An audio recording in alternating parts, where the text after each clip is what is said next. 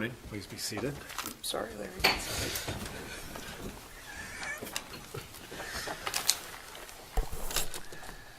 All right. This is the time set for oral arguments in the matter of Durbin versus Keller, our civil number 17-0338.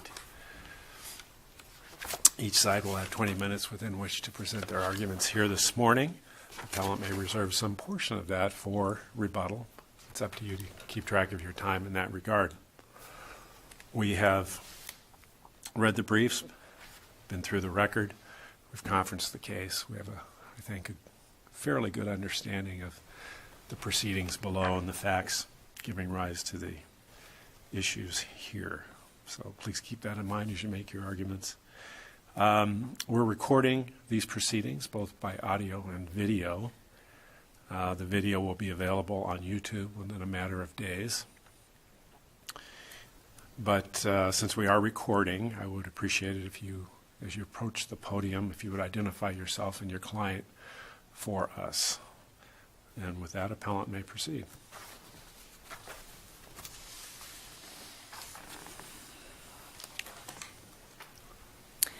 Good morning, Your Honors. May it please the Court, my name is Yvette Ansel, and I'm here representing Denise Durbin, who's the appellant in this case, who's also seated in the courtroom. The trial court in this case abused its discretion when it failed to recognize, one, father's blatant misstatements during trial, and two, father's arrest just a week after the trial for driving without the required interlock device because of his multiple DUIs. The trial court failed the children in this case by ignoring their best interests. The trial court failed to give the evidence related to father's alcohol use and his arrest the consideration required under Arizona law. In a world full of bad ideas, driving without the required interlock device is right up there with driving drunk in the first place. Ms. Ansel, that evidence was presented to the trial court, correct? Correct, Your Honor. But and she considered it. There was no consideration. She considered it. Well, she didn't consider it in her ruling. Sure, she did. She said it was presented, it was filed a week after, and she specifically said in her ruling that she had considered the evidence presented in the history of the case, which would have included that evidence. Well, except, Your Honor, that she didn't specifically say anything about it. Does a trial judge have to enumerate every single fact that's presented before them? It has to state specifically what its reasons were under the statute for its decision regarding legal decision-making and parenting time. And she made a very detailed, 16 pages or something like that? Your Honor, in her original order? That is correct. But if you look at her original order, the findings on the best interests were very limited. In fact, you can't even tell why she ruled the way she did based on her findings. In fact, most of the statutory factors weighed in favor of mother. And the only factor that might have weighed in favor of father was she made mention that the children are not doing well in school under the child's adjustment to the homeschool and community, which was absolutely not true. The children were doing very well in school. So she did consider most of the, as you just said, she considered all of those facts that would weigh in favor of mother in this case. Well, she didn't consider all the facts, Your Honor, because the problem was that number 7, whether one parent intentionally misled the court to cause an unnecessarily delay or to persuade the court to give legal decision-making or parenting time preference, that was a consideration that wasn't taken into account. Because in mother's motion for new trial, she pointed out that father was not truthful about... That was disputed.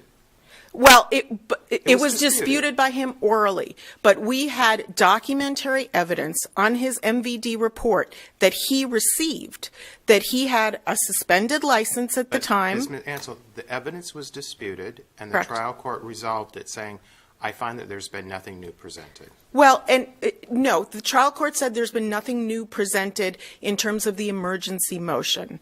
But the problem with that, Your Honor, was that initially in our motion for new trial, we had evidence that father not only had a suspended license, but also that he was driving without the ignition interlock device.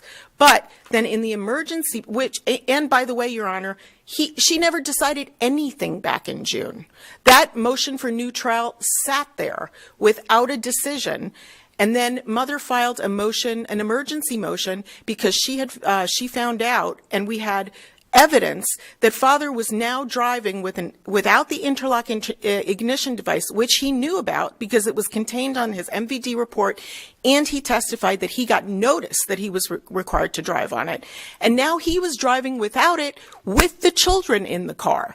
That was certainly new, and that was something that the court never considered. Well, wait a minute, because she granted you a temporary order, so don't tell me she didn't consider it. Correct, Your Honor. So she clearly considered it. She was aware of it. She issued an order that was based on what you just described.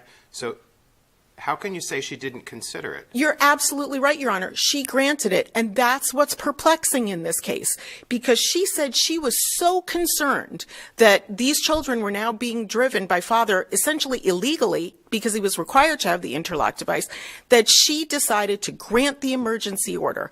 And not only that, she confirmed that she was so concerned during the return hearing, I believe a week later in the beginning of November, that she was still concerned because he was still driving without the interlock. So she kept that emergency order in place, which gave father supervised parenting time. And then when we had the evidentiary hearing, nothing different was presented. The same exact evidence was presented at that evidentiary hearing than was presented to the court when she granted the initial emergency order. But now suddenly she decided to reverse herself without explanation. But it wasn't one of the differences in the evidentiary hearing that the father testified? Father testified during the return hearing, Your Honor, and I believe that you have the transcript of that hearing. And father, during the return hearing, said he denied that that he's supposed to have a suspended license or that he's supposed to have an interlock device. So all of those facts were presented to the court at the return hearing, where the court retained the emergency orders, which gave him supervised time. And as you say, the same issue was discussed at the evidentiary hearing. Absolutely. So there was nothing different. So now, just a second. And we understand that you disagreed with father's viewpoint and his evidence, and you strongly contested it.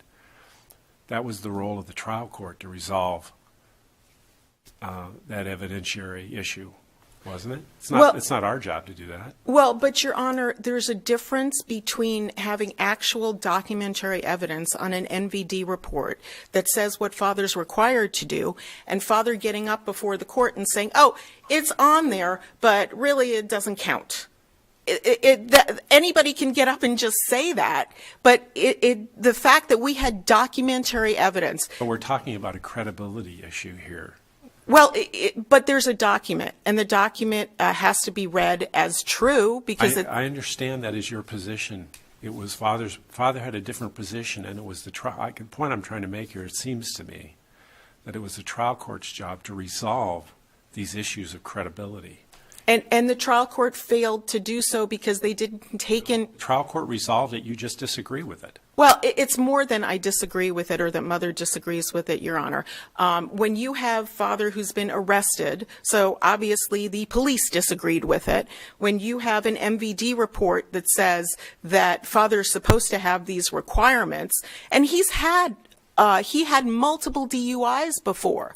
The requirements are put in place to not only for safety measures for the public, for safety measures for father, and in this case for safety measures of these children. And the court didn't take into account the safety of these children. How can you say that? Because she specifically granted your temporary order, so she clearly considered it. And at the very end, after she'd had a full-blown hearing and she was to weigh the credibility of everybody and the evidence presented, she simply just didn't feel that it was enough to change her original order. But, Your Honor, during the return hearing, she heard that same exact evidence. Father was denying the same exact issues that we were bringing up, that we had in front of him. That is what his MVD report said, what his arrest had on it. And Father just denied it, the same way he denied it at the evidentiary hearing. So are you telling me that the trial court is bound by anything they hear at a temporary return hearing, and they don't have to have another hearing? No, Your Honor, I'm not saying that. Full-blown hearing, and after they've considered everything that's been presented, she made a determination. But she didn't explain why she suddenly shifted when she heard the same exact evidence. One day she decided absolutely. You have one case that says they have to make those type of explanations. In terms of explaining their reasons for Change from a temporary orders hearing to from a regular hearing after they've had a full-blown evidentiary hearing. No, Your Honor, but the court has to explain the reasons for why it did what it did. It can't just turn around its decision on a whimsy based on the same evidence that was presented before it. The court not only has to tell its reasons for its decision for purposes of explaining it to a reviewing court, but also as a baseline to determine what happens next, what happens to the best interests of the children next. There has to be some sort of explanation when none of the evidence has changed. And in fact, during the evidentiary hearing, the court stated that she had significant concerns about these children and how they were doing. I think she entered an order pursuant to a petition to establish legal decision-making and parenting time. Correct. Initially, correct. Correct. You filed a motion for new trial and motion to vacate judgment, which she denied. Correct. Well, after right? At the time of the emergency hearing. Correct. But in the interim, you filed a petition to modify the original order. Correct, because... And based under 411, at that point in time, it was your obligation to prove that there was a substantial change in circumstance, right? Correct. And the only thing she has to find at that point in time, before she doesn't make any new 403 findings, unless she finds that the person, the petitioner, your client, has made that substantial showing. And so at the end of the full-blown hearing, if she says, I find that there has been no new evidence to change my original order, that's the end of it. She doesn't have to make 403 findings, right? But Your Honor, here's the problem. Nobody can tell then what a court considers, in this case, what a court would consider as an emergency or not an emergency. You've got the same exact evidence presented to a trial court. One day the court says, oh my gosh, this is an emergency, I'm going to give father supervised time. Then on another day, same evidence, I've turned around my decision and I don't find it's an emergency. Well, that's why I asked you the question, if there was the legal authority that said once you have made an order pursuant to a temporary return hearing, you're obligated or bound by that hearing to then make additional findings when you've heard a full-blown evidence at an evidentiary hearing. Well, I do think that the court is obligated to do that under the statutory guidelines, because a reviewing court could never tell why the court did what it did. There has to be findings regarding the best interest of these children. We've said many times that the initial, if it's a petition to modify, and the court says there has been no substantial change, that there doesn't need to be 403 findings. Correct, Your Honor, but initially the court did find a substantial change because it granted the temporary emergency order. But we keep coming back to the temporary emergency order. The fact that it's temporary means that we're going to take this step until we can address it fully in a permanent order. So you keep saying that the exact same evidence, well, there had to be a whole lot more to it, because there was an evidentiary hearing, number one. And number two, the court's going to err on the side of caution if an emergency temporary order is requested. The court has the benefit of all of the information for a permanent order. So you keep conflating the two. And I'm confused about why you believe that they're the same. I understand what you're saying, but the initial emergency order was granted without anybody being in court. Correct. And then we had a return hearing. Correct. Which was father denying everything that we had said. Sure. There was nothing different done at the evidentiary hearing. He didn't present any documentary evidence. He didn't bring in any witnesses to confirm exactly what he had said previously. It was the exact same testimony on which she originally Was kept. it his burden at that hearing? Pardon me, Your Honor? Was it his burden at that hearing? At the full-blown evidentiary hearing, was it his burden? Well, in terms of trying. Establishing that a substantial and continuing change had occurred. No, Your Honor. It was her client's burden. Correct, Your Honor. But there was no explanation.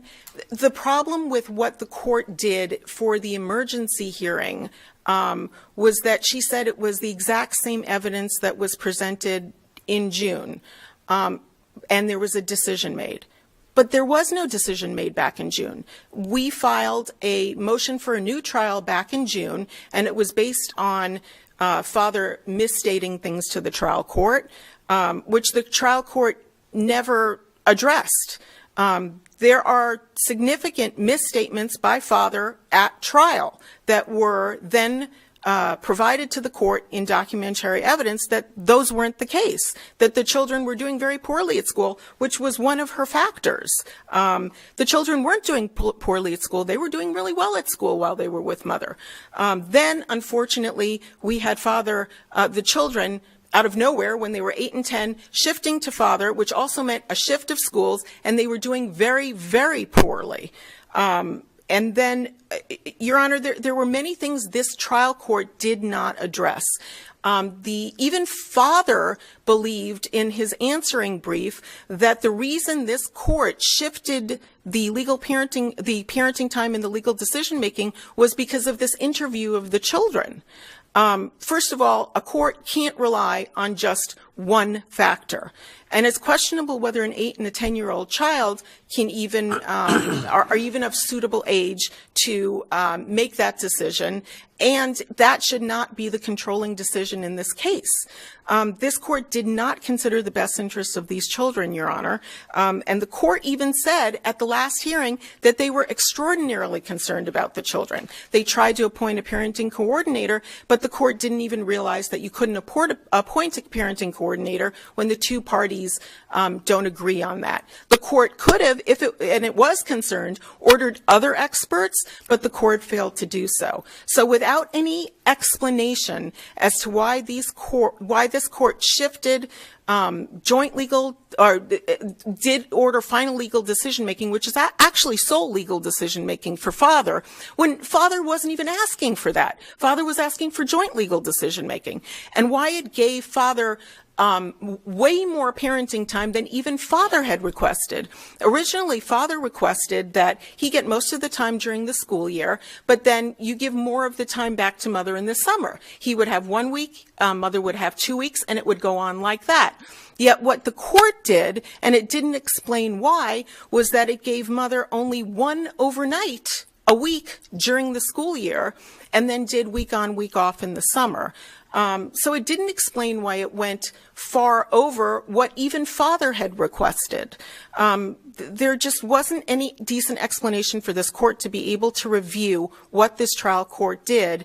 And Your Honors, in the transcript for the last hearing, the trial court actually said that the parties should now consider talking to each other about sharing equal time during the school year. So we've got shifts everywhere by this trial court without an adequate explanation. It did not consider the best interests of the children. It did not make adequate specific findings under the statute. And I'd like to reserve the rest of my time. Thank you, counsel.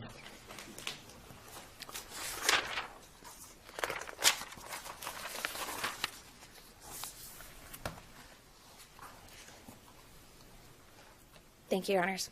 My name is Jessica. May it please the court. My name is Jessica Strain, and I am the attorney for appellee father Ryan Keller. For the purposes of this oral argument, I will refer to the parties as mother and father, respectively. This case tests the finality of decisions by the trial court. We had a decision in June of 2016 that the court made requisite findings under 25-403. Those findings were based upon the record that was presented at that time in March. And that record, to be completely honest, was minimal. Neither of the parties were represented by counsel at that time. And the statements that were made were mostly based upon the trial court's questions and prompts to either party. At the end of that hearing, the trial court requested that she be able to interview both of the parties. Both of the children. That interview was confidential. And I believe that Ms. Ansell is misstating what I was meaning in my answering brief, Your Honors. I was stating that this court cannot find that the trial court abused its discretion because we don't have all of the information. There was information that was presented. There was minimal evidence that was presented. Mother did not present any exhibits. She stated that she had some, but that she didn't understand the rules, and so they weren't presented for the court's consideration. The children's interviews are the main crux of this case for the trial court. She was able to interview those children, find out what was going on between those children, and able to make her decision based upon that.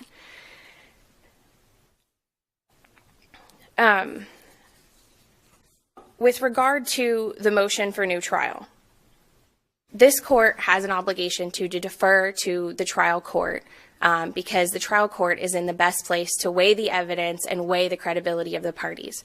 The motion for new trial should not be overturned absent an abuse of discretion. With regard to the motion for new trial, the motion for new trial was summarily denied on November 22nd during the temporary orders hearing, evidentiary hearing. That motion for new trial was denied, in my opinion, because at that time it was moot. We were on a totally different aspect of that case. As this court is full aware, the trial judge didn't say why she denied it. She just said it's denied, right? She said it was denied based upon what was going on currently. So she made the determination that it was denied. It was summarily denied. She didn't provide a whole lot of reasoning for it. However, we were already on to a new portion of the case. The children were not even in father's care at the time that we were having that evidentiary hearing. So all of the arguments surrounding legal decision-making and parenting time that was back from the June order, at that point were moot because the children weren't even with father. And he didn't have legal decision-making at that time either because the court had created the order. It's not really moot because the order's in effect. It may be suspended, but it's still the order. And it's not, it would only be based on if she ultimately granted the petition to modify. And I can't find any case law that backs me up on this argument, Your Honor, and I do apologize for that, but when we're going through all of the case and we're having these evidentiary hearings, and at the end of the evidentiary hearing, the court finds that there was no new evidence presented, that this was the same stuff that we were arguing about, that it was the same issues that we were discussing 3 months ago, you can't use pleading after pleading to try and get your way, and I feel like the evidence in this case demonstrates that. We have a motion for new trial that was pending for a significant period of time, and I don't deny that, but there were also requests to continue and requests for extensions with regard to the filing of the response and then the filing of the reply with regard to the motion for new trial. So essentially this motion for new trial gets drawn out by no regard of anybody except for the fact that we have all of these extensions, and then while mom's waiting, we have a new petition that's filed that's essentially a restatement of everything that happened in the motion for new trial. We then have an evidentiary hearing on that same evidence, and we're back to square one, essentially, that all of that evidence was presented to the judge, all of the evidence was considered by Judge Reckert, and she made her decision. She rendered her decision. Oh, counsel, going back to the beginning, the first decision where you say the parties were representing themselves and there was minimal evidence presented. At that point, was there evidence presented about father's DUI, about his removing the interlock device, about his impending eviction? Your Honor, mother made very brief statements with regard to father's DUI history. She made a brief statement a majority of her statement was with regard to his suspended driver's license that she said she had documentation for. She made a brief statement about his eviction history. She even stated on the record that she actually told father, get it together, get a job, get a house, get all of these things. And if you do all of that, then I'll give you the kids and you can have the kids and try it out. And that's actually what the parties did in the beginning of the school year, the 2015 to 2016 school year. That evidence was presented during the original evidentiary hearing in March of 2016. And at that original hearing, did your client deny all of these things? He didn't deny. He stated that he actually did have a suspended license for driving under the influence, and it was suspended for 6 months. He stated that he didn't currently have a suspended license. And what's interesting is that the evidence that's presented by mother in the motion for new trial is a driving record that was requested from a third party out of California. And it states that father had a suspended license in 2015. Father didn't have that documentation to be able to deny those allegations. That was attached to the motion for new trial. Father's response to the motion for new trial actually has his Arizona MVD report. That Arizona MVD report doesn't show the same thing. It doesn't show that he had a suspended license in 2015.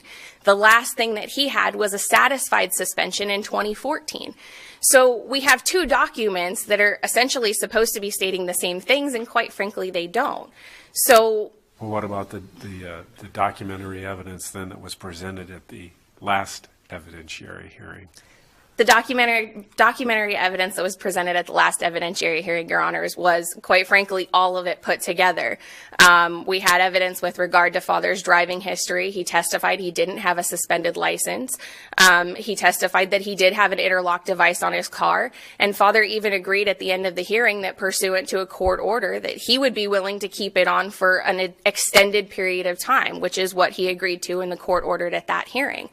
I think, though, also we kind of are getting all of our ducks mixed up a little bit here, because we're supposed to be talking about the original orders from June of 2016 and the motion for new trial.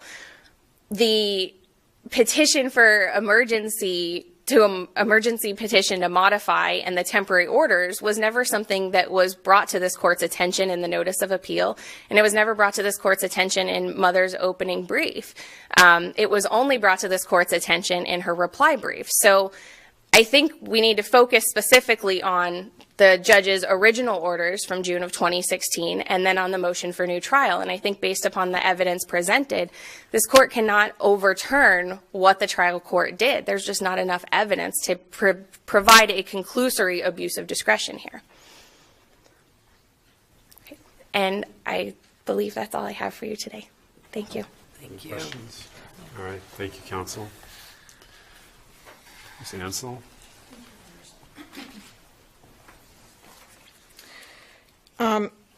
Your Honors, in terms of father having a suspended license, Counsel, could you address Ms. Strain's last comment that what really is in front of us here is the denial of the motion for new trial and nothing else? well, and Your Honors, I mean, I believe there's more than that in front of this court, especially because there was new evidence presented that the children were driving now with father without the interlock. But going back to the court's original... What I was really asking about was she says that you didn't raise these issues in your opening brief, and we shouldn't be deciding them. Well, Your Honor, but I did. I believe that I raised them all when I put in my notice of appeal what orders we were appealing.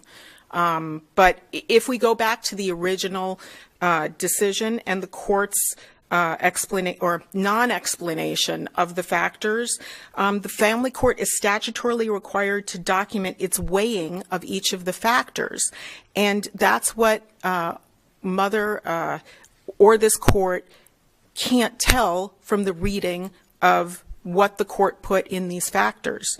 I'm referring now to the June order. The June order, Your Honor, yes. only factor that weighs in father's favor would be that the children were doing badly in school. But then there was evidence presented in the motion for a new trial that the children had been doing really well in school, and that they were in fact doing really poorly while they were with father. And other than the interview report, which I had mentioned previously, Your Honor, that cannot be the controlling factor. I believe father did say that it was the court's primary consideration. No one factor can be the controlling factor. So if the court relied on an 8 and 10-year-old's interview report as the controlling factor, then it abused its discretion because it did not properly weigh all the factors and determine its decision based on all of the factors. Thank you, counsel. We appreciate the arguments here presented here this morning, as well as the briefing on this matter. We'll now take this under advisement and issue a written decision in due course. We're going to take a recess to allow the parties for the next case to come forward and get set up for the next argument. Thank you.